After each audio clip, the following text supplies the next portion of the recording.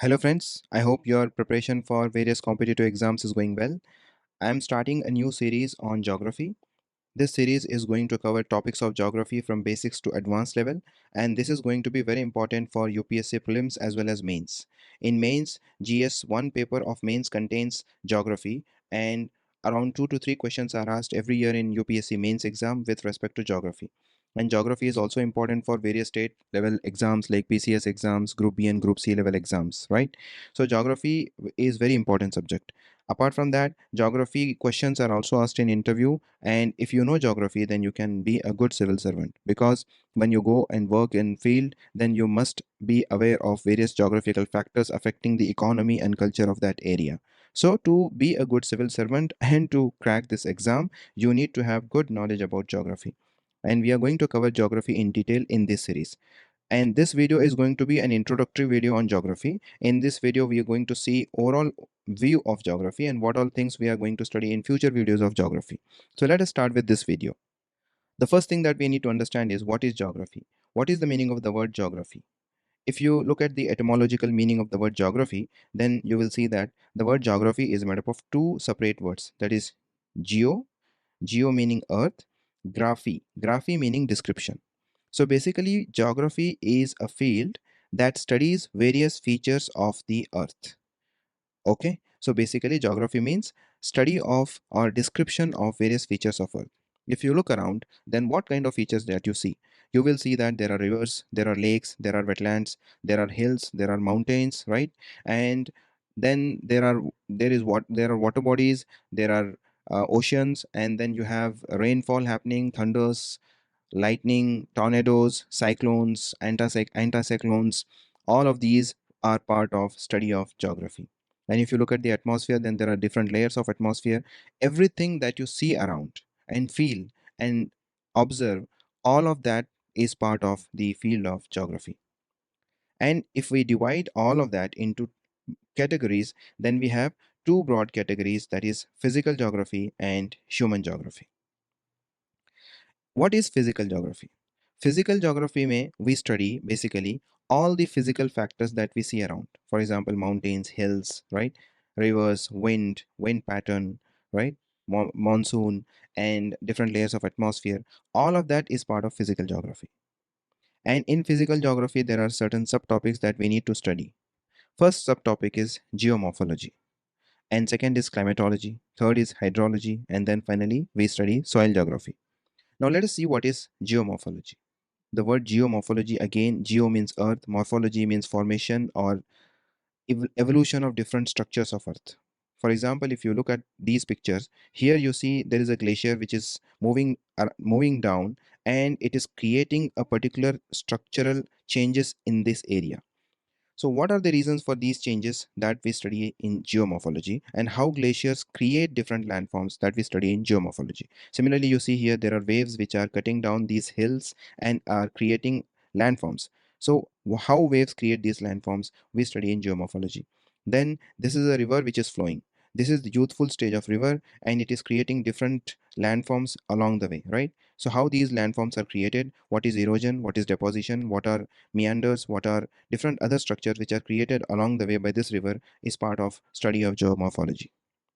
Then this is a desert, and this desert has been created by different factors, right? For example, wind has played a very important role in the creation of this desert. So how this desert has been created, what are the different structures in this desert, what is the name of this structure which we see here, and what is the name of this structure that we see here, all of that is part of geomorphology. After geomorphology, we study a different subtopic called as climatology. If you look around, then different places have different type of climate. For example, Kashmir is a cold region compared to Chennai or Bengaluru, which are warm regions, right? For example, Kashmir in winters can have temperatures below 0 degrees centigrade, but in Bengaluru and Chennai, temperature never goes below 8 or 10 degrees centigrade. 10 or 8 is the maximum that the temperature can fall, right? What are the reasons for this? And if you look at coastal areas or coastal cities, they have different types of climate. And if you look at the areas like Delhi, they have different types of climate. What are the reasons for these type of change in climate, right? And in climatology, we also study how monsoon is created, what are the reasons for different types of monsoons, that is southwest monsoon, northeast monsoon, how winter rainfall happens in India. For example, northwestern India receives western disturbances during the months of November and December, and October and November is a rainfall season in Tamil Nadu and some parts of Karnataka and Andhra Pradesh. So what are the reasons for these different types of climatic phenomena which are happening? That is the subject of climatology. After studying climatology in geography, we also cover hydrology, that is, water cycle, how water evaporates, how water moves around the earth, how water is converted into rainfall, and how the same water goes and forms different rivers, wetlands, and lakes, and how that water finally goes into forming the oceans. And some of the water also forms the water table, that is groundwater, right? So, all of that is part of hydrology. One more important part of geography which is extremely important is types of soils, right? So if you study geography, then you will understand in future videos that different areas have different types of soils, right? If you go to UP and Bihar, then you will see that the soil type is alluvial soil, and if you come to Kerala, then you will see that the soil type is laterite soil, and if you go to middle part of India, then you will see that soil type is black soil, for example in Maharashtra and some parts of Karnataka, etc. And if you go to the peripheral parts of India, then you will see that the soil type is red soil, right? So these different types of soils are the result of different climatic factors. Kerala has laterite soil because of excessive rainfall, right? And Maharashtra and some parts of Gujarat and Karnataka have black soil because of historical reasons. So all of that we will study in geography. And we will also study how different types of soils determine different cropping patterns and different types of vegetations. For example, if you look at this, grasslands are formed in different types of soil compared to lush green forests, right? And these mountain forests are the result of different types of soils and different climatic factors. So all of this is going to be very interesting because these are very much part of our life and are very important from the perspective of different exams. So these we will study in types of soil.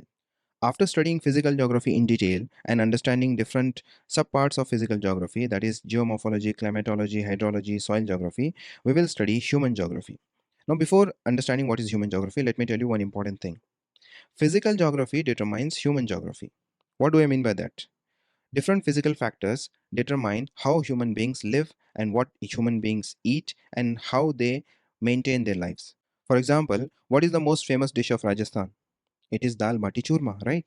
Why? Because of the climatic factors.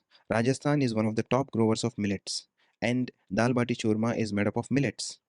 Now tell me, what is the most famous dish of West Bengal?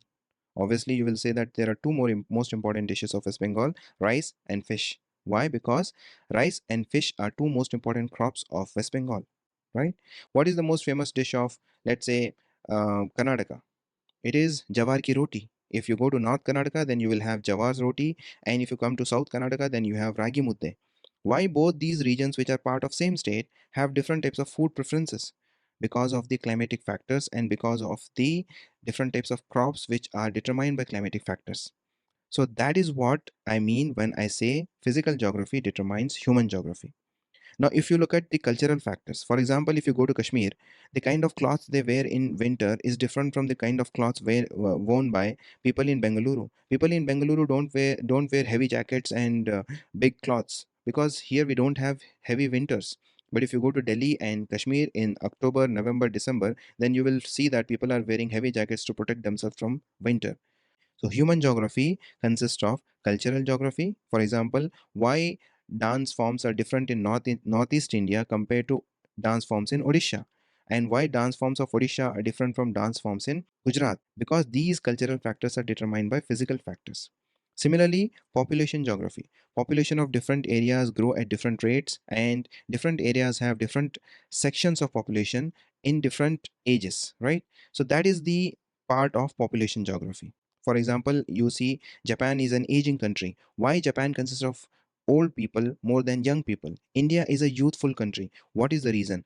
What is the mixture of population in countries like, let's say, USA or Canada or UK? Right? So that is part of population geography. We will also study how population grows and decline. What is birth rate? What is death rate? And what is immigration? What is emigration?